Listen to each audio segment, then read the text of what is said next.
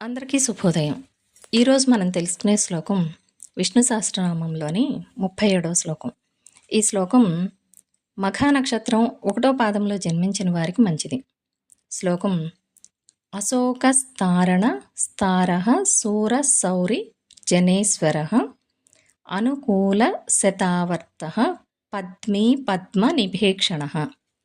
అంటే శోకమోహములు, ఆకలి తప్పులు, జరామరణములు లేకుండా భక్తులను సంసార సాగరము నుండి ఒడ్డుకు చేర్చు ఆ పరమాత్మ ఆశ్రితులకు జన్మజరాది భయములు లేకుండా చేయుచు కామ క్రోధాదులను జయించిన వాడై బలమైన ఇంద్రియ మనోబుద్ధులను అణచినటువంటి ఆ పరమాత్మ పుట్టుక కలిగిన ప్రాణులన్నింటికీ దేవుడై అందరికీ తలలో నాలుగు వలె ఉంటూ ధర్మరక్షణ కొరకు అనేక పర్యాయములు ఆవిర్భవించి జీవిత వికాసమునకు చిహ్నమైన పద్మమును చేతిలో ధరించి శాంతి ఆనందములను ప్రసరింపచేయు చల్లని చూపులు కలిగినటువంటి ఆ శ్రీమన్నారాయణునకు శిరస నమస్కరించుచున్నాను అని అర్థం.